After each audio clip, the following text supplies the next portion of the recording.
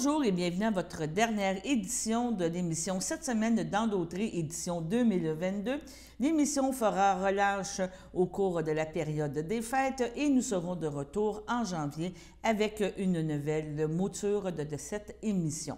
Cette semaine, on vous parle de différents sujets. Vous allez avoir premièrement encore des festivités de Noël. Il y a eu une fête de Noël organisée par la Maison des Jeunes dans le centre-ville de Berthier. La veille, vous avez eu aussi Marc Hervieux qui est venu, entre autres, clôturer les festivités du 350e anniversaire de Berthierville. Donc, vraiment une très belle soirée. Il y a eu aussi l'attribution des prix pour le concours d'illumination dans la ville de Berthierville. Vous avez aussi le IGA Famille Mondor en collaboration avec Bain d'Antan et GM Payé qui a procédé à la distribution de pâtés aux viandes pour les personnes les plus démunies. Donc, vraiment une très belle initiative de la part de ces trois entreprises. Nous allons aussi parler avec les représentantes de ADA, donc Aide à domicile Dautrey, qui nous ont présenté les prochaines personnes qui vont travailler au niveau de la coordination et des ressources humaines. Et comme toujours, bien, le besoin en employés se fait toujours pressant. Donc, un appel à tous pour aller travailler chez ADA. Maintenant, au niveau de la NORAD, il y a eu des extraits encore du conseil municipal de la municipalité de la NORAD, donc vraiment très intéressant. Nous avons aussi rencontré M. André Villeneuve qui nous a fait un bilan de sa première année comme maire de la NORAD, mais on a parlé plus des protections contre l'érosion des berges, qui est un dossier chaud qui va être sûrement à l'ordre du jour en 2023. C'est vraiment quelque chose de très important pour les municipalités riveraines. Et on a parlé aussi, c'était la saison des budgets qui commence. Une première municipalité a adopté son budget pour l'année 2023. C'est la municipalité de Saint-Ignace de Loyola et on vous présente de courts extraits de ce budget. Sur ce, passez une très bonne période de temps des fêtes et on se revoit en janvier. Donc, le document qui va être présenté selon ce que vous avez sous la main, donc en fonction de l'état comparatif budget 2023 et en lien avec le document explicatif des prévisions budgétaires, dont vous allez pouvoir trouver disponible sur le site Internet. On va y aller par bloc, puisque c'est quand même, c'est comme plus détaillé à ce niveau. Donc, on va y aller avec le document qui parle au départ pour le préambule. Nous avons déposé les états comparatifs en date du 30 septembre 2022, le 4 octobre 2022, avec la résolution portant le numéro 2022-257. Cette année, il y aura une taxe foncière pour les 6 logements et plus. C'est une nouveauté. De plus, au niveau de la taxation, il y aura une augmentation globale du taux de taxe de 3,63 %. Le projet du centre communautaire a été modifié, comme vous le savez. Il va plus au niveau de la rénovation de l'église pour une salle multifonctionnelle avec des bureaux municipaux. Ce projet est également admissible à la subvention par le RICIM, qui est devenu par la suite par le PRACIM, à 65 %. Présentement, nous avons mandaté la firme DG3A pour la conception d'un programme fonctionnel et technique qui permettra de lancer un appel d'offres professionnel pour la conception des plans et devis pour l'année 2023. De plus, la municipalité a eu la confirmation par le ministère des Affaires municipales et de l'Habitation d'une aide financière d'un montant de 119 589 provenant du Brabant. C'est le programme d'aide financière pour les bâtiments municipaux. Ce montant servira pour la réfection de la toiture et la décontamination du chalet des loisirs. Il y aura cette année des travaux du bouclage de réseau d'aqueduc sur une partie de la rue de l'Église. Ces travaux seront financés en partie par le programme de financement TEC 2019-2023. Au niveau des ressources humaines et des employés de voirie, les budgets de formation seront maintenus. La sélection des formations s'effectuera au cours de l'année selon les besoins de chacun. Lors du congrès de la FQM, le conseil municipal désire inscrire le maire ainsi que 2 conseillers. Administration générale. Le budget de l'administration générale augmente de 5 % cette année, soit du montant de 27 673 pour les raisons suivantes. Augmentation de la quote-part de la MRC d'Autrey, augmentation des frais de congrès pour les élus, ajustement salarial des employés et des élus concernant les journées de présence, ajustement des honoraires professionnels, des honoraires du vérification comptable, ajustement des assurances de la municipalité, ajustement global de certains postes administratifs. Vous avez découvert le profil financier 2022. À noter que pour 2021, la population est passée de 2101 habitants à 2159 habitants pour l'année 2022. Évidemment, là, je ne fais pas la nomenclature de tout profil financier. Là, je vous invite à... Ça, c'est sommaire. Et le profil détaillé, il est également disponible sur le site Internet à la section information financière, où est-ce que tout est détaillé.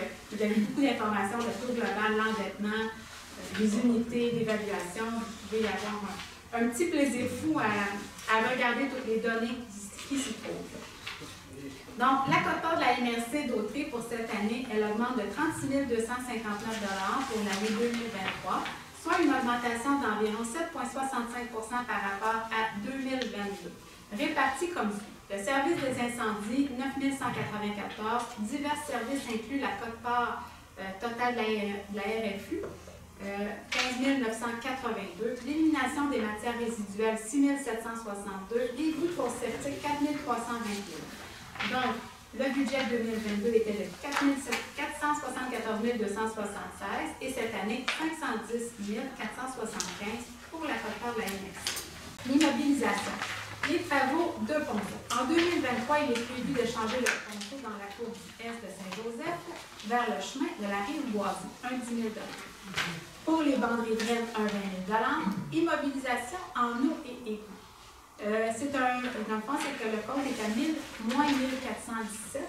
C'est que nous, on a avancé le branchement des grosses têtes dans la rue Jeannette. Donc, il reste un terrain à pouvoir se brancher. Ils vont tout simplement nous rembourser. Aménagement de l'église centre multifonctionnel incluant des bureaux municipaux. Le conseil municipal a mandaté la firme d'architecte DG3A pour la préparation d'un programme fonctionnel et technique. Préliminaire de la transformation de l'église en salle multifonctionnelle en y annexant des bureaux municipaux. Par la suite, les membres du conseil pourront aller en appel d'offres pour les services professionnels pour la préparation des plans et devis à l'aide du PFT. Alors, il y a un montant de 90 000 $ qui a été alloué. Réfection du terrain de baseball. Il y a un montant de 15 000 $ qui a été alloué pour la réfection du terrain de baseball qui va être financé par le fonds parc et terrain de jeu. Le projet biennal d'immobilisation. Alors, cette année, dans le projet biennal de 3 ans qu'on avait entamé l'année passée, il reste évidemment des projets à faire et j'ai mentionné un petit peu plus loin les projets qu'on a réalisés. Alors, ce qui reste à faire, entre autres, l'aménagement de l'église de la salle multifonctionnelle en y annexant des bureaux municipaux financés à 65 % par le PRACIM pour un maximum de 6 175 $ 2023-2024. Réfection et décontamination du chalet des loisirs, dont 119 589 provenant du rabat. Achat d'un module de planche à roulettes, subventionné, comme je disais tout à l'heure, maximum de 100 000 $ du programme de soutien aux infrastructures, du PAC rural et du fonds de parc et terrain de jeu. L'achat d'un dôme qui sera installé à la patinoire. Donc, on n'est pas en attente, parce que c'est une petite coquille. Là, on a déjà eu la réponse provenant du Fonds canadien de revitalisation à 75 % et 25 % viendra de la contribution municipale. Remplacer le panneau de contrôle de la station de pompage au 86A et rue La Forêt, excusez-moi, et remplacer la mécanique des pompes et le panneau de contrôle à la station de pompage se trouvant au 220 rue de l'École. Ça, c'est prévu en 2024. Le bouclage du réseau d'eau potable de la rue des Gueuses jusqu'à la rue Saint-Joseph et changer la conduite d'alimentation d'eau pour un 6 pouces à partir de l'intersection de la rue d'église et du B, à partir de la rue d'église, du B et église vers l'ouest, jusqu'au rang Saint-Joseph. Donc, une partie sera financée par la TEC et la balance par un règlement d'emprunt 2023. Les projets réalisés. Les travaux de redressement d'infrastructures rurales mondiales durant Saint-Pierre, les travaux de réfection durant Saint-François, travaux de réfection de la Picardie au bord, les vidanges des étangs d'épuration 1 et 2, achat d'une scène mobile, on est en attente, on a reçu la subvention. C'est que la commande est donnée, on attend le matériel. Aménagement d'un terrain de tennis de pickleball, si le projet a été fait, et acheter une remorque plateforme qui sera financée à l'aide des fonds de réserve pour les véhicules, ce qui a également été fait. Et le terrain de pickleball, le projet a été subventionné 60% par le pacte rural, soit un montant de 9 300 $ et la différence a été utilisée dans le fonds de parc et terrain de jeu. Le taux de taxation, le taux de taxe et la tarification fixe pour l'année 2023. Donc, pour l'année 2023, le taux de taxe dans le fond, pour la foncière, va être de 0,5775 sous. Pour la sûreté, 0,04 sous. Le service des incendies, 0,427 sous, ce qui fait un total de 0,66 sous comparativement à l'année passée qui était de 0,6371. Ce qui fait une variation totale de 3,69. Cette année, la nouveauté, il va y avoir une taxation, un taux de taxe particulier pour les 6 logements. Donc, eux, ça va être 0,6775 sous, le même taux pour la SQ et les incendies, ce qui fait un total de 0,7602 sous, 100 $ d'évaluation. La tarification fixe, la sûreté, c'est 95 $ pour les résidences, 33 $ pour les chalets. Les incendies, 100 $ pour les chalets, c'est 36 $. Le déneigement, 214 pour la rue et 227,50 pour la rue Octave-Boucher. Aqueduc, 175 $. La surconsommation, 1,75 $. L'eau usée étant les égouts, 45 $. Pour le ProStep, 28,50 $. L'assainissement, 98 $. Assainissement ProStep, 49 $. Les ordures, 230 $. 214 $ pour les ordures pour ceux qui ont des chalets. 40 $ pour les vidanges des étangs. Vidange des étangs pour les ProStep, 20 $. Et Saint-Pierre, 35 $. Ce qui fait la taxation augmente de la façon suivante. L'évaluation foncière de base sur un 100 000 $, 23 $ par tranche de 100 $ d'évaluation et évaluation foncière du taux de taxe pour les 6 logements, 123 $ par 100 $ d'évaluation. Le taux fixe, ceux qui ont une fosse septique, c'est 84 $ plus, comme je disais tout à l'heure, le 23 $ ou 100 $ d'évaluation, les égouts, 117 $ de fixe, les ProStep, 105,50 et les 6 logements, le 117. Quelques questions, c'est peut-être juste des copies sur le texte, parce que j'ai décroché dès le point 1 à la page 4. On parle que l'administration générale augmente de 27 000 $, 5 %, OK. En raison de, c'est expliqué, mettons, le code part MRC, frais de congrès, mais à la page 5, au point 1.2, le code part de MRC, c'est 36 259. Oui, c'est parce que ce qui arrive, c'est que le 36 000 est éclaté partout dans le sujet. Moi, je l'ai comme mis là le sujet, mais c'est parce que le 36 000, il y en a un peu dans l'administration, il y en a un peu dans les matières, il y en a un peu. Fait que là, c'est ça, c'est pas juste 36 000 qui est là. Ok, non, c'est correct, dans le 36 000 dans le... Quand tu calcules ton administration générale, tu vas dire, ben là, 27, 36, ça marche pas, c'est ça ton ouais, c'est ça. Je le comprends, mais c'est ce que je t'explique. C'est que lui, ce montant-là, il est éclaté, c'est le service des incendies, il ne va pas dans l'administration générale, il s'en va dans la sécurité publique. Il est éclaté, regardez. Il y a un point de oui, c'est ça. Sinon, il y a la famille. Les matières résiduelles, ça s'en va dans les matières résiduelles. Les bouts, ça va. Sauf que là, j'ai fait comme un résumé de la MRC, parce que la MRC, dans le budget, il est éclaté à différents endroits. C'est juste un. Ok, non, ça parce que. C'est vraiment 36 259. Puis quand on a sorti le budget au début, c'était à 72 000 qu'on augmentait. Mais le comité des finances, on s'est assis pour regarder tous les surplus qu'il y avait dans tous les départements. On a pris le plus de surplus qu'on pouvait pour appuyer ça, parce que là, vous savez, on a diminué de moitié pour nous autres, parce que c'était la même chose pour toutes les municipalités. Si je prends la batterie, il y en aurait pour vous dire le rapport à où. Et je savais qu'il y avait beaucoup, mais en la diminuant pratiquement de moitié, mais ça l'aide tout le monde. Et moi, j'ai tout le temps dit, dans l'administration, à la MRC, comment tu cadrais sur plus de 700 000? La MRC, il n'y a pas d'égout, pas d'eau, rien. Pourquoi ça fait qu'on va garder sur plus de 700 000? Là, on l'a diminué, on l'a mis dans le budget. 9.5, politique culturelle, dépôt de rapport, proposé, appuyé, résolu, que le conseil municipal adopte le rapport produit par le comité sur la politique culturelle, déposé par le conseiller M. Martin Lavallée, lequel est joint au présent pour en faire partie intégrante. M. Lavallée, résumé de votre rapport? Oui, bien, c'est ça. Donc, je suis très fier, moi aussi, de déposer ce document-là ce soir au conseil municipal pour adoption. C'est le fruit d'un long travail qui a été fait par un comité de la politique culturelle, 11 citoyens, incluant moi, en plus de moi. Il y en a d'ailleurs qui sont ici ce soir, que je salue.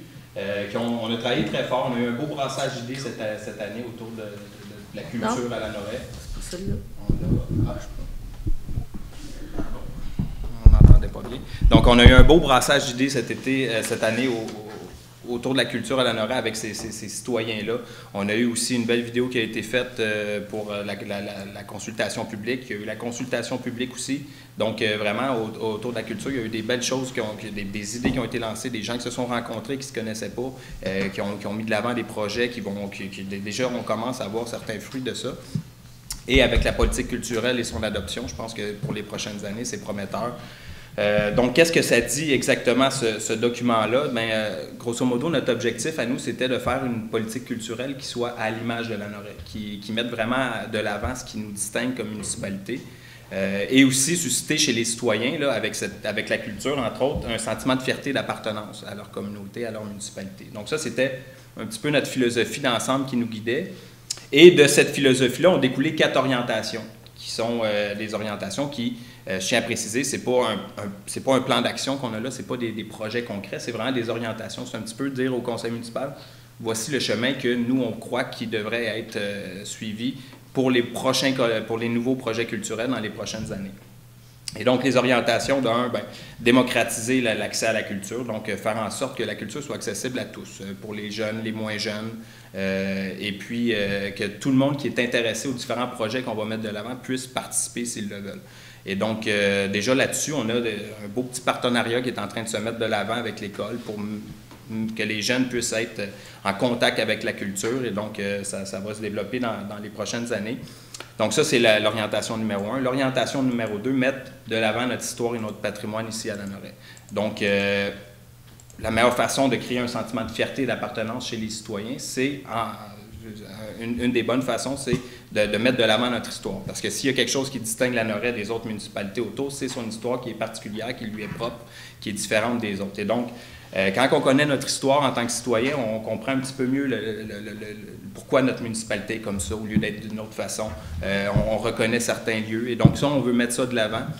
Et entre autres aussi le patrimoine, qui est un témoin direct de cette histoire-là, qu'on voit encore de nos jours un peu partout. Donc ça, c'est deuxième orientation, notre histoire, notre patrimoine. Troisième, mettre de l'avant un peu nos artistes lanorois.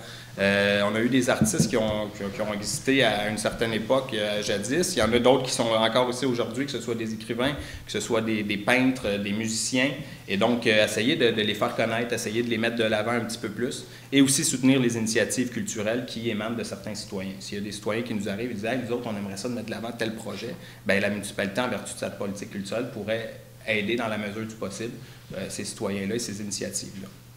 Quatrième orientation, le territoire et l'environnement dans lequel on vit.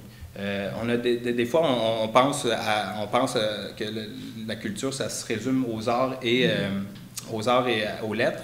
C'est vrai que c'est une grosse partie, mais aussi le mode de vie des citoyens est culturel. La façon dont on vit dans une municipalité, c'est culturel. Et donc, nous, on a un beau patrimoine naturel ici à la Noret dans lequel on vit. Et donc ça détermine un certain rapport chez les citoyens à l'espace, à l'endroit où ils vivent, qui est différent d'un citoyen à Montréal, qui est différent d'un citoyen à Sainte-Julienne. Donc nous, ici, on a un fleuve, on a des terres agricoles, on a aussi un beau couvert forestier, des tourbières. Et ça, bien, en tant que citoyen, ça a un impact sur notre vie, sur notre culture en tant que Lanorois, qui est différente d'une municipalité à l'autre. Et ça, on juge c'est important de le mettre de l'avant, de le promouvoir et de le préserver. Donc ça, c'est les 4 grandes orientations qui déterminent notre politique. Et donc, il y a différents projets qui peuvent être mis de l'avant en vertu de ça. Il va y avoir un plan d'action qui va devoir être mis dans les prochaines semaines, dans les prochains mois. La municipalité va devoir faire une entente avec le ministère de la Culture et des Communications sur 3 ans, une entente triennale. Et en vertu de cette entente-là, donc si la municipalité dit, ben nous, pour 2023, on met 20 000 $, admettons. pour des projets, bien, le ministère de la Culture et des Communications met lui aussi 20 000 $, ce qui fait en sorte que la municipalité met juste 20 000 pour des nouveaux projets culturels, mais en fait se retrouve avec une enveloppe de 40 000 $ pour mettre de l'avant des projets. Donc, c'est quand même très intéressant et c'est ça qui fait aussi un des beaux avantages de la politique culturelle, en plus du fait, comme j'ai dit tantôt, que ça a occasionné une belle effervescence culturelle chez les gens. Les gens ont parlé de culture, les gens ont envie de mettre de l'avant des projets et ça, bien, je pense que c'est juste la municipalité qui est gagnante là-dedans. Donc, voilà le document qu'on vous remet et puis à suivre pour les prochaines années. Si mes collègues veulent bien la voter, bien sûr.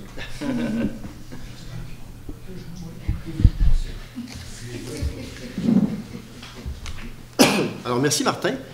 Alors, revenons au cas de M. Desmarais et de sa maison sur Sainte-Marie. Oui. C'est pas, d'après ce qu'on en a vu, notamment avec la MRC de Dautré, c'est pas une maison patrimoniale d'exception, mais en tout cas, c'est une maison d'importance sur Sainte-Marie et pour Lanoraie. Nous savons depuis déjà un bon bout de temps que les assurances, pour je ne sais trop quelle raison, ne peuvent pas assurer la réfection de cette toiture-là. Là, je ne sais pas à combien ça coule dans sa maison, mais en tout cas, ça ne va pas bien. Compte tenu du fait que c'est quelque chose d'important et de patrimonial pour Lanoraie, compte tenu du fait que bientôt nous aurons un plan d'action en matière culturelle qui comprend un volet patrimonial, est-ce qu'il est envisageable que la municipalité de Lanoraie contribue d'une façon ou d'une autre à la réfection de ce toit-là? C'est pas la seule maison. Là, on pourrait, je ne sais pas, définir un budget annuel qui viendra en aide aux gens qui ont des maisons ou des bâtiments patrimoniaux qu'on tient à conserver. Puis Lanoraie contribuerait d'une certaine manière. On pourrait à la limite aussi ajouter une contribution publique, enfin, je ne sais pas trop, mais je pense que c'est important. Si la personne n'a pas les moyens de sauvegarder sa maison, et en même temps, le PIA oblige que ce soit protégé, et je suis d'accord avec ça, mais on peut peut-être aider d'une façon ou d'une autre. Est-ce que la municipalité peut penser à quelque chose, enfin, une forme de soutien pour les bâtiments patrimoniaux de Lanoraie? D'abord, c'est certain que la municipalité ne peut pas intervenir directement sur une propriété privée avec les fonds de la municipalité. La municipalité pourrait éventuellement penser, faire une réflexion sur la possibilité de mettre en place un fonds qui, avec des critères très, très précis pour s'assurer effectivement qu'il n'y a pas de favoritisme en passant. Et ces critères-là doivent être déterminés aussi. Je sais qu'il y a une municipalité, M. Lavallée, peut-être m'aider un petit peu. C'est pas Saint-Lin, c'est Saint-Roch-de-la-Chigan. On a fait venir les documents. M. Lavallée a fait venir les documents de Saint-Roch-de-la-Chigan. Et dans le fond, moi, ce que je vois, ce qui a été voté en 2021 par le conseil de l'époque, moi, je vois ça comme un peu un signal en disant, regardez, oui, la municipalité a mis 25 000 dans un fonds. En fait, c'est 50 000 parce que c'est sur 2 ans. Le gouvernement du Québec a mis aussi une partie. Est-ce que la municipalité pourrait réfléchir à la possibilité de faire comme Saint-Roch-de-la-Chigan, qui, à même leur propre fonds, ont décidé de se donner un fonds pour venir en aide avec des critères précis à certaines personnes qui auraient des rénovations à faire sur leur maison quand on parle de patrimoine. Oui. Alors, il y a un travail costaud à faire. Maintenant, je ne connais pas l'urgence réelle de M. Desmarais pour sa maison, mais je pense qu'il a colmaté. En tout cas, il faudrait voir, là. Mais je comprends votre idée, votre point de vue. Je pense que le Conseil, toujours dans la même direction que le Conseil en 2021 a adopté une résolution pour aider les maisons à haute valeur, est-ce qu'on ne pourrait pas penser à mettre en place un programme qui viendrait aider les maisons qui sont du patrimoine, mais qui n'ont pas nécessairement la valeur haute de ça? Donc, il y a une réflexion à faire à ce niveau-là pour voir si on pourrait procéder. Parce que dans le fond, vous avez touché un point tantôt, un PIA, ça amène des contraintes de rénovation, etc., pas juste sur le plan aussi de l'architecture, mais sur le plan aussi des matériaux à utiliser. Des fois, ça amène des contraintes aussi sur le savoir-faire nécessaire pour réaliser des travaux. Donc, une main-d'œuvre spécialisée, hautement spécialisée, comme la toiture, entre autres. Donc, un PIA, oui, mais en même temps, ça, c'est le bâton, le PIA, d'une certaine façon. Mais je sais qu'à l'époque, ça a été fait de façon démocratique, les gens ont accepté, même qu'il y a eu une rencontre en 2016, je pense, là-dessus, puis les gens avaient décidé aussi de le rendre plus sévère à certains égards. Ça, c'est le bâton. Donc, l'obligation de respecter des règles pour préserver le patrimoine. Maintenant, ça prendrait la carotte. Oui. La carotte étant un fonds qui viendrait possiblement là, soutenir les gens d'une certaine manière. Alors, il y a plein d'exemples. La Ville de Québec le fait, puis je dis la Ville de Québec, mais Saint-Roch. Tu sais, à un moment donné, on se compare aussi. On ne peut pas se comparer à la Ville de Québec, qui sont soutenus par le patrimoine, le ministère de la Culture dans la préservation de l'UNESCO de la vieille ville. Mais Saint-Roch, c'est quand même une petite municipalité de la Naudière, et puis ils ont réussi à le faire. Alors, il faudrait faire une petite tournée à Saint-Roch, puis aller rencontrer les membres du conseil, puis voir comment ils ont procédé, puis de quelle façon ils sont arrivés à lancer ce programme-là. Alors, est-ce que je peux vous demander d'essayer? Oui, on va en discuter. Il y a eu déjà quelques discussions très, très, très préliminaires, mais on va approfondir le sujet. Tout à fait. C'est bon. Merci. Merci à vous. Je te ramène avec la protection des berges Oui. parce que c'est un gros dossier, puis je pense qu'en 2023, on va reparler d'autres choses de 2023, mais c'était une autre prise de conscience. Hein. Sûrement les citoyens, je sais que maintenant, il y a un comité là, qui a été formé, puis tout ça. C'est une autre des préoccupations de la ville, parce que dans le fond, même en termes de valeur de maison, quand tu perds du terrain par rapport à l'eau, c'est une grosse préoccupation. Bien, je vous dirais que moi, j'ai dit durant la campagne électorale, parce que ça avait été soulevé comme point, pour le mis dans notre programme, comme quoi qu'on était pour s'occuper, parce qu'on ne laissera pas personne derrière. Et ne pas laisser personne derrière, ça veut dire s'occuper de notre monde. Et moi, je suis allé visiter des propriétés où c'est hallucinant. Oui, hein? C'est l'équivalent, là, il y en a une, entre autres, une propriété qui me vient en tête. Là.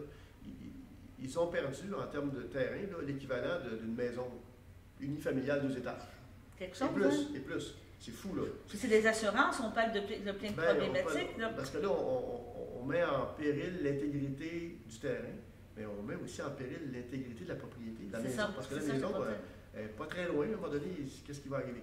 Alors ça, c'est dû à l'érosion des berges en très, très grande partie. Maintenant, ce qu'il faut savoir pour le public, là, il faut savoir qu'en 1958 ou à peu près, quand ils ont décidé d'ouvrir la voie maritime à l'année, ils ont installé des trucs sur le fleuve, dont les reversoirs pendant Sorel. Il y a 3 ou 5 reversoirs ici aux îles de Sorel, et ils ont mis ça en place dans les années 60. Et ce faisant, ils ont augmenté le niveau du fleuve de Sorel au port de Montréal. Et quand on va voir la littérature scientifique, on se rend compte que dans la littérature, on nous dit que plus l'eau du fleuve est élevée, plus le bâtillage, donc les vagues provoquées par les navires marchands, vont créer de l'érosion. Alors, donc, il y a vraiment une gestion aussi. Là. Puis, tu le sais, parce que je pense que tu es dans ces comités-là. Il y a aussi la gestion des eaux des Grands Lacs au complet. Là. Il y a des ouvertures de barrages. On ne sait pas. Il y a à peu près 1 mois et demi, 2 mois, l'eau était très basse. Alors, pourquoi on a fait ça? Pourquoi? Puis on n'est pas en train de dire on ne veut plus que les bateaux passent, c'est pas ça. Non. Puis on pourra parler des bateaux de plaisance aussi après.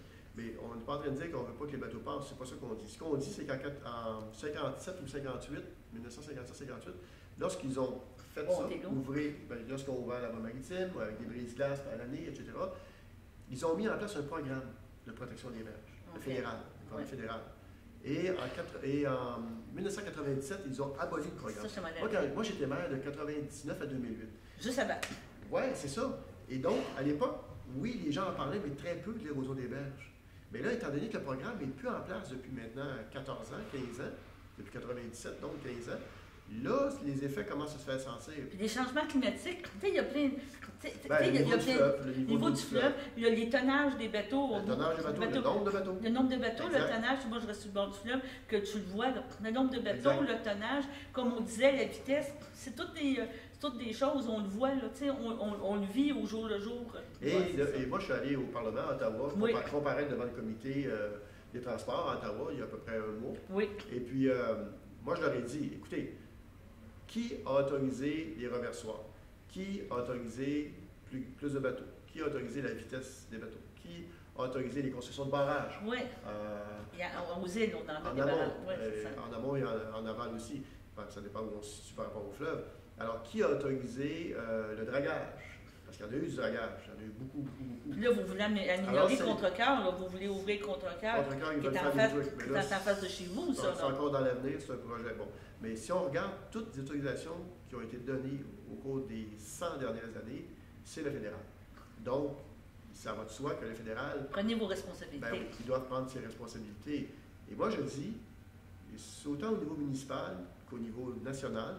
Moi, je dis que si la voie navigable a été profitable sur le plan économique pour le Québec, a été profitable sur le plan économique pour l'Ontario, pour le Canada dans son ensemble, on a le devoir, comme nation, on a le devoir comme collectivité, de s'assurer que les gens qui ont qui subissent des préjudices à cause de cela, ben, qu'on les protège. Qu'on remette, donc, tout ce qu'on dit, c'est remettez le programme que vous avez aboli en 97, remettez-le en place, mais remettez-le en place en vous assurant que les méthodes, il n'y a pas justement, c'est pas une question juste d'argent, là. Il faut s'assurer que les gens vont avoir un soutien quant à... Il faut prendre propriété par propriété, faire une fiche technique de chaque propriété pour s'assurer qu'on a toutes les informations nécessaires. Il y a des... Je vais vite un peu, puis je mélange les trucs, là, mais juste vous dire que présentement, il y a des chercheurs qui sont dans un laboratoire. Ils ont créé un bassin d'eau et ils font de la simulation de vagues. Et ils ont vraiment développé des techniques pour protéger les berges contre l'érosion.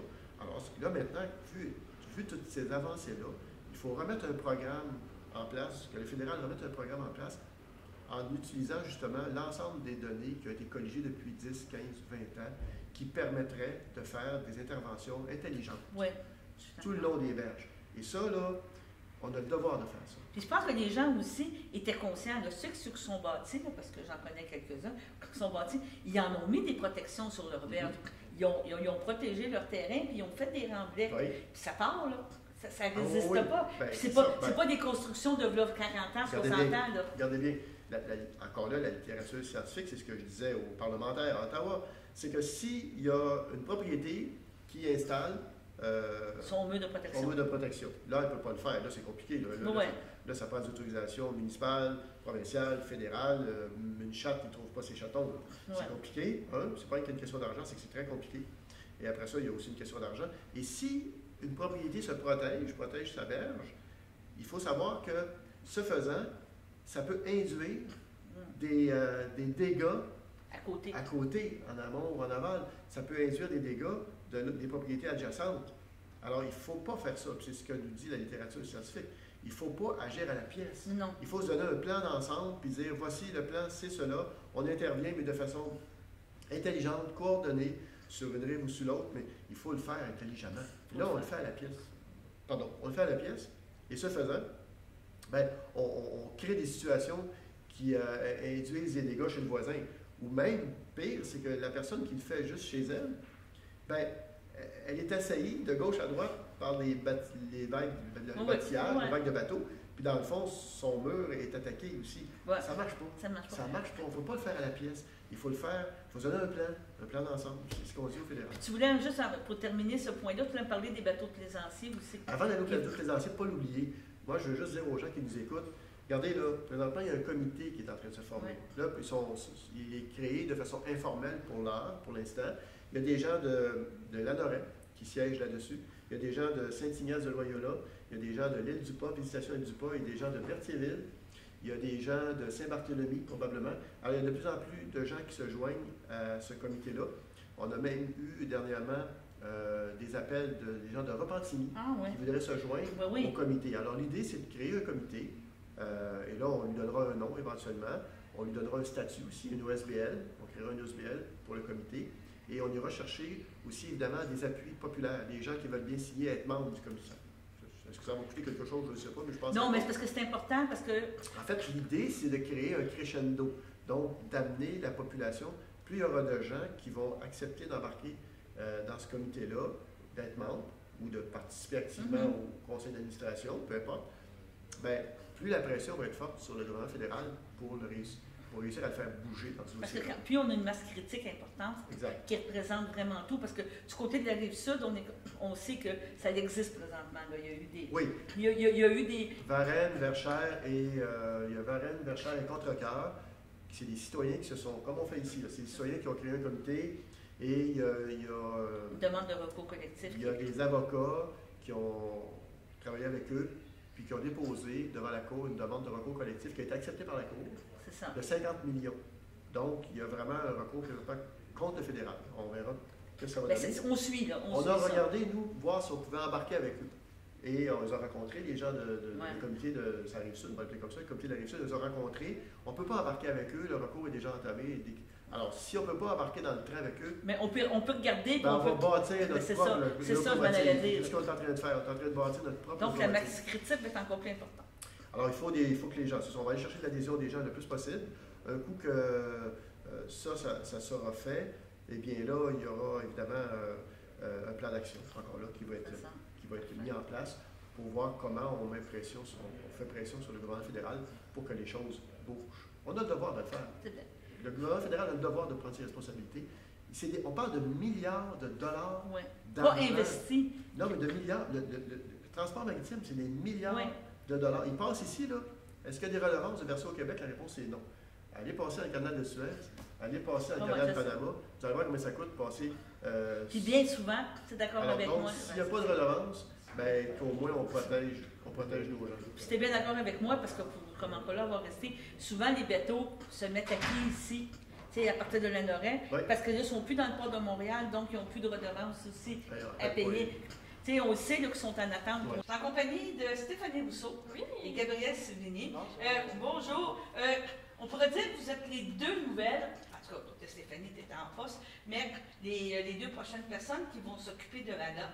Parce qu'on sait que Jessica s'en va en congé de maternité, on peut le dire.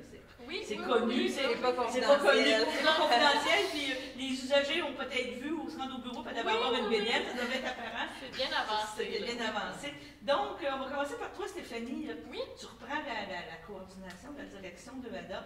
Tu étais déjà l'assistante à Jessica.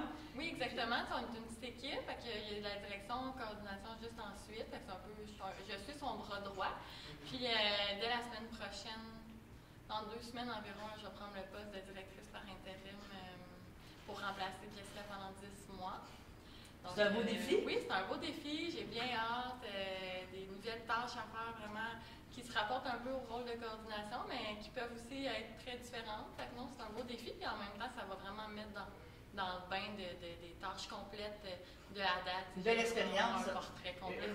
C'est une belle confiance aussi que tu as fait le conseil d'administration puis Jessica en disant on prend à l'interne, on connaît quelqu'un qui connaît déjà connaît déjà les services. Donc, en janvier 2023, on pourrait dire officiellement, c'est toi qui vas assurer la coordination. Exactement, jusqu'en septembre 2023. C'est une période de 10 mois. Ah, c'est bien. Par la suite, vu que ton poste se libérait, il fallait trouver une adjointe, parce que c'est beaucoup d'ouvrages, c'est quand même beaucoup d'employés, on va en parler tantôt, tu es toujours à la recherche. Et là, tu voulu nous présenter Gabrielle. Bonjour Gabrielle. Oui, mais c'est ça, dans le fond, je vais devenir son bras droit. À mon tour, elle va avoir besoin de soutien. Fait que je vais être là pour ça, puis je vais assurer, dans le fond, la coordination. Elle, ça va être la directrice. OK. Et Gabrielle, tu es nouvelle dans l'ADA, ça faisait pas longtemps? Oui, non. J'étais complètement ailleurs, moi, avant. J'ai fait de la gestion de réseaux sociaux pour une maison d'édition avant, et j'étais aussi responsable de développement. Donc, c'est un peu en lien avec ce poste-là qu'on a discuté, puis on a vu que ça fonctionnait bien au niveau de l'entente, puis il y a eu une entente réciproque. Qu'est-ce qui t'a amené à vouloir aller travailler à ADA? Parce que, premièrement, je ne dirais pas c'est des emplois qui sont quand même personnalisés. Quand on parle de préposé, tout ça, je pense que les bénéficiaires connaissent beaucoup. Il y a beaucoup de relations d'aide, beaucoup d'aide entre deux personnes. C'est quoi qui t'a amené à partir de l'édition, réseaux sociaux? Ils prennent moins les réseaux sociaux des personnes que tu dois aider. Non, tout à fait. Bien, en fait, c'est vraiment ça, c'est cet aspect humain-là qui m'a beaucoup plu. Moi, je cherche à être en contact avec l'humain. Je suis une ancienne serveuse, donc ce contact avec les gens, ce contact de relation d'aide, moi, c'est quelque chose qui me correspond beaucoup. Puis ce service-là, pour moi, c'est quelque chose d'essentiel. J'ai aussi fait beaucoup de bénévolat dans les dernières années, donc c'est vraiment quelque chose qui me correspond. Quand j'ai vu le type d'entreprise que c'était, ça m'a tout de suite charmé. Les valeurs? Absolument. Aider les gens à vraiment choisir, avoir le choix, leur donner les outils, puis l'espace pour le faire. Je trouvais que c'était vraiment fantastique. On parle beaucoup de maintien à domicile. Je pense que de plus en plus, vous prenez de l'ampleur, de plus en plus, vous devenez un maillon important là, pour les gens. Hein, c'est bien ça. Oui, tout à fait. Puis on sent vraiment la demande, le besoin. C'est sûr qu'il y a toujours l'enjeu d'embauche, qu'on souhaitait parler un petit peu. Mais en même temps, ça revient tranquillement. Les candidatures, on en a de plus en plus. Puis on a des attentes également. Fait qu'on voit vraiment que le besoin est là. Il suffit juste de répondre à la demande. Est-ce que tu as des critères particuliers? Parce que c'est ça que tu voulais nous parler aujourd'hui. En plus de nous présenter Gabrielle, parler, vous avez besoin toujours de gens. Est-ce qu'il y a des critères particuliers? Est-ce que vous êtes, on allait dire, flexible en disant vous avez une demi-journée, vous avez une journée à nous offrir? Est-ce que c'est très facile là, de pouvoir d'avoir un emploi? On a une belle conciliation travail-famille. Je pense que c'est ça qui nous différencie dans le sens où on peut avoir des emplois autant temps partiel que temps plein. On a des retraités qui viennent travailler pour nous. On a des étudiants aussi. On a des personnes à temps plein. Ça fonctionne super bien aussi. Au niveau d'entretien, c'est très varié. Au niveau d'entretien ménager, c'est des horaires dans la semaine. Au niveau des soins à la personne, ce qu'on a le plus besoin actuellement, il faut être disponible en fin de semaine, les soirs, mais ça reste qu'on essaie vraiment de s'assurer que, bon, par exemple, que la personne travaille une fin de semaine sur deux, elle a vraiment sa fin de semaine de congé, la deuxième fin de semaine va travailler. On essaie vraiment de concilier tout ça pour que ça soit le plus accommodant possible et pour convenir à la réalité d'aujourd'hui aussi avec les familles et tout le reste. Est-ce que les gens peuvent choisir leurs bénéficiaires? Parce que j'imagine que vous faites un match aussi à un moment donné, peut-être, pas parce qu'on ne veut pas, mais il y a peut-être plus d'affinité ou moins d'affinité avec certaines personnes. C'est pas toujours évident là, à des faire du service à domicile. Non, c'est certain. C'est sûr que nous, on y va vraiment par secteur. T'sais, on dessert tout le secteur de la MRC d'Autrey, c'est extrêmement grand. Donc, on essaie vraiment d'y aller par secteur, de rapprocher les routes avant tout, de faire une belle logique pour éviter que la personne se déplace à Saint-Gabriel, à la Noret, après c'est à la Batterie, on rapproche le kilométrage, exactement. Puis c'est sûr qu'on prend en considération tous les commentaires, les aspects importants, puis on discute. S'il y a une problématique à domicile, c'est sûr qu'on en discute, puis on essaie de trouver des solutions. Peut-être quand tu me parles, ça veut dire que tu vas jusqu'à Saint-Hilaire, tu fais vraiment toute la MRC au complet? Toute la MRC au complet. La Batterie, la Noret, Berthierville, Brandon. Donc, c'est beaucoup. Donc, si tu veux répondre à toutes les demandes, tu me parles que tu as encore des demandes en attente, tu aurais besoin de combien de personnes encore? Ça, c'est très variable. On embauche en continu. Parce que, bon, on a une liste d'attente, on va embaucher quelqu'un, dépendamment si la personne est disponible temps plein, temps partiel, mais il va y avoir une variation, tu sais. Peut-être que je vais avoir besoin de 2 temps partiels, 1 temps plein, 2 temps plein, ça va vraiment dépendre. Comme je disais, on embauche en continu, on reçoit les candidatures, on analyse, puis après ça, on va desservir. Fait que j'ai pas de nom nécessairement à donner. Donc, allez donner votre nom. Oui, vous êtes flexible. Donc, c'est dans ce optique-là aussi que je dis ça, là. Oui, absolument. C'est pas nécessairement des postes à temps plein, c'est dire, allez donner votre nom, allez discuter. Exact. Dans ce temps-là, on va te rencontrer toi, Gabrielle. Exactement, c'est avec moi qu'on va commencer. On va faire probablement une entrevue téléphonique pour commencer, pour voir un peu c'est quoi les besoins de la personne, nos besoins à nous, discuter de tout ça, quelle est l'expérience de travail. Tu sais, comme en entretien ménager, des fois, c'est pas nécessaire d'avoir de formation parce que nous, on fait la formation. Oui, il y a des notions de salubrité. Mais exactement, contre, oui, absolument. Sinon, pour rendre soin de la personne, même si les gens ne sont pas formés, nous, on offre ce qu'on a à l'interne, c'est un programme offert par les ESSAD. Et dans le fond, ça s'appelle le programme la FAPAC. Nous, on offre une formation complète, rémunérée. Donc, les gens qui souhaitent s'en aller en soins, nous, on a cette formation. Est-ce que c'est reconnu? Oui, absolument, c'est reconnu, tout à fait. C'est complet, c'est reconnu. C'est court aussi, donc, tu sais, c'est pas quelque chose qui est très difficile ou très long à faire. C'est pas théorique, t'es pas pendant... Il y a un peu de théorie, oui, mais t'es pas 4 jours, mais t'es pas pendant 3 mois assis dans un non, c'est même selon le nombre d'heures, que ce soit fait à temps plein ou à temps partiel, parce qu'il y a cette possibilité-là également, selon la cohorte, de faire ça en un mois et demi. C'est quand même rapide, puis c'est complet, puis c'est reconnu aussi. Donc, on offre ça. Oui, mais c'est passionnant. Oui. Donc, on rappelle aux gens, on va l'inscrire en bas, mais on rappelle aux gens de communiquer avec vous. Là. Autant pour les services, même si tu dis qu'il y a 10 d'attente, il faut toujours se mettre un peu d'avance. Je sais qu'avec Jessica, on parlait souvent de grand ménage, mais le grand ménage va s'en venir, ça arrive vite le printemps. On espère que l'hiver va être doux, et tout ça. Mais il faut toujours comme prévenir, et si on a besoin, bien, on ne se gêne pas. Tout à fait. Exactement, parce qu'il faut une les attentes pour embaucher. Fait que les listes d'attente, parfois, on en a, mais ils peuvent diminuer très rapidement. Absolument. Bon, ben d'accord. Ben, je vous remercie, les filles. Merci à vous. Bonne chance dans vos nouvelles, tu me l'as dit, carrière, mais nouveau poste à l'administration. C'est gentil. Merci. Bonne journée. Vous avez été très nombreux cette année, 55 personnes à participer au concours Berthierville Stylumine. Donc, je vous rappelle qu'il fallait simplement nous envoyer une photo de vos décorations extérieures. Et puis, on a 8 beaux prix de cartes cadeaux à vous remettre. Donc, 7 cartes cadeaux de 50 $ et un gros cadeau de 150 $. Donc, nous allons faire la pige avec M. le maire à l'instant.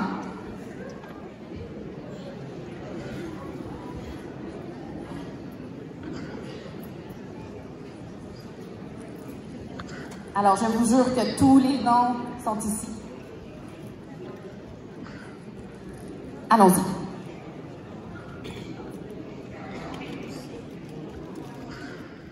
Premier prix, Lorraine Lavallée. Les gens qui gagnent, s'ils sont dans la salle, vous pourrez venir les chercher à la fin du spectacle. Sinon, on va communiquer avec vous dès lundi.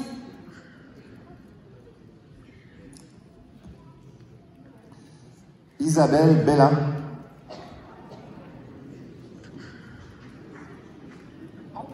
On peut applaudir, ben oui.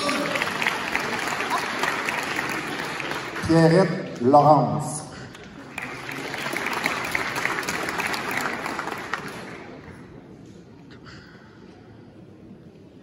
Le quatrième.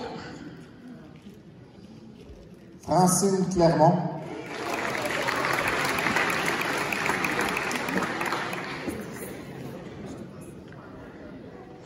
José Bellumeur.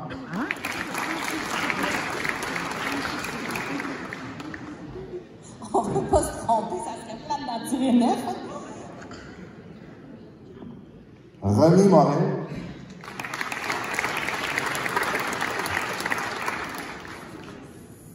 J'en ai bien 6. Comptez-vous avec moi? J'en ai 6. Oui. Michel Charbonneau. Et la dernière personne pour le prix de 150 $.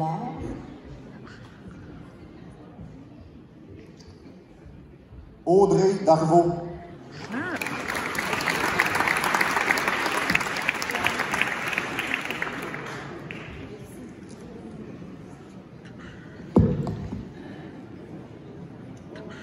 Donc, merci beaucoup. Si jamais le concours est de retour l'année prochaine, je vous invite à participer en grand nombre.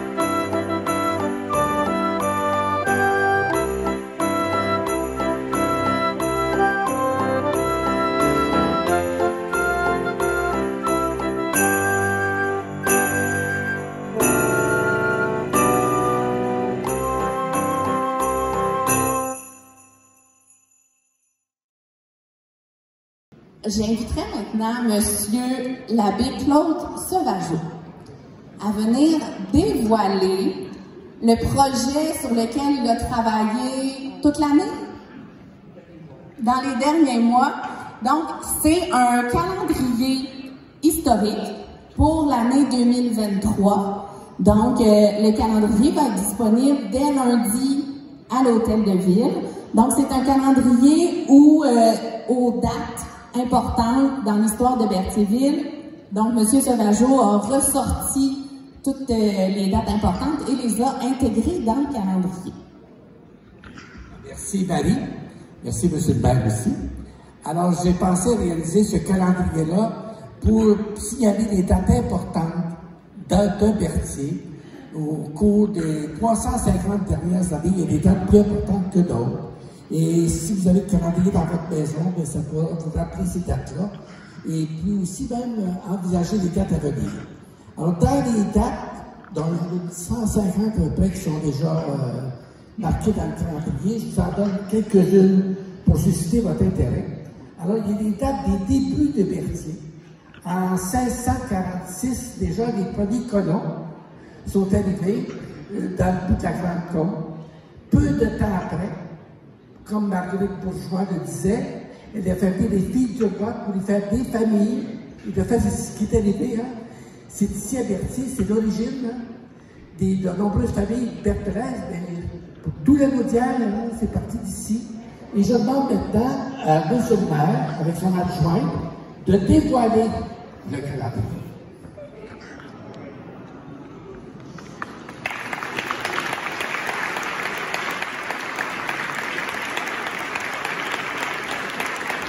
Et ça, c'est le format grandeur plus grande, mais vous avez des calendriers comme ceci, avec des images, avec quand c'est bleu des dates importantes.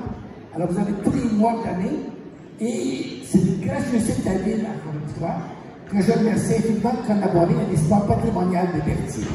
Alors, merci à M. le maire, et je vous mets le premier exemplaire. Et comme j'en ai dit, j'aimerais plusieurs mots. Quelle année 2022? Donc, 350e. L'année dernière, à la même date, ou à peu près, on n'avait pas idée de l'année 2022. On n'avait pas idée vraiment, on voulait fêter. Et je crois que la réponse a tellement été importante et le fun à voir, que je pense qu'on a réussi sur toute la ligne. Je pense que vous avez réussi, vous avez participé, donc j'aimerais qu'on s'applaudisse tout le monde.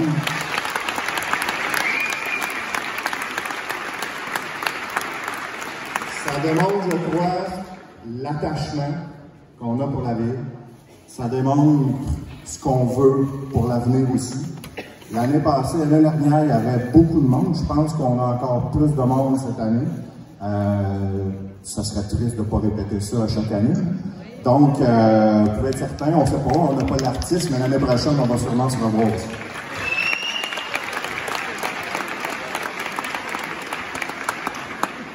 Juste avant de céder la parole, je voudrais quand même prendre le temps, parce qu'un 350e et une année comme ça, avec toute l'effervescence, avec tout ce qu'on a organisé, vous savez, ça demandait de la compréhension, ça demandait un petit peu d'abnégation aussi, puis il ne fallait pas compter ses heures. Donc, déjà pour tout organiser ça, le nombre de réunions qu'on a fait au conseil, donc je veux vraiment remercier tous les conseillers qui ont bénévolement donné du temps pour vraiment penser à toute la structure du 350e.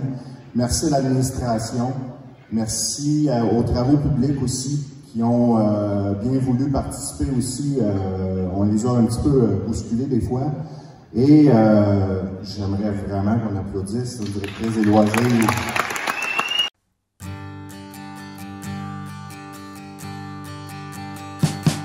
We wish you a Merry Christmas. We wish you a Merry Christmas. We wish you a Merry Christmas and a Happy New Year. The tidings we bring to you and your kid. We wish you a Merry Christmas and a Happy New Year. Now bring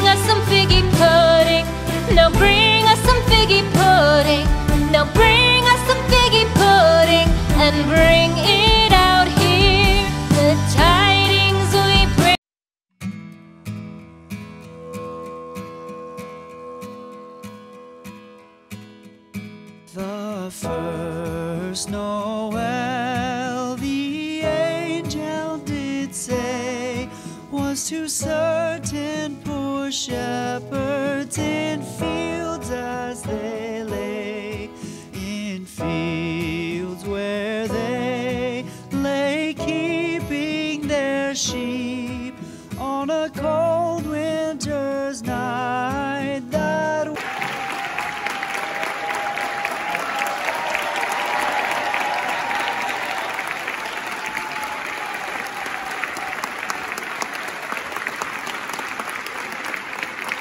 ça va bien?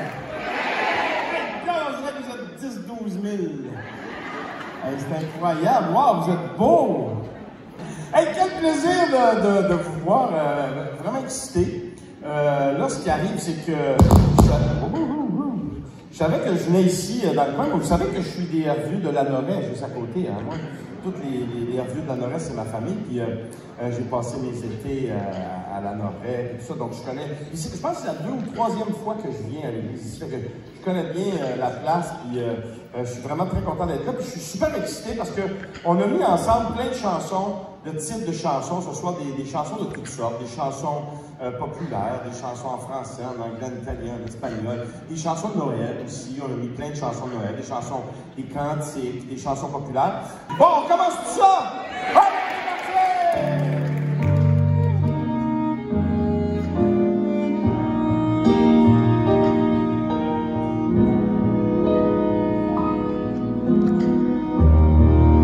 Le feu danse dans la cheminée.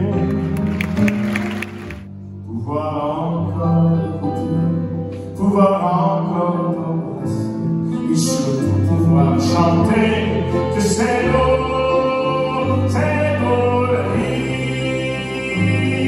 Le jazz ouvert dans la nuit, sa trompette qui nous suit dans une rue de Paris.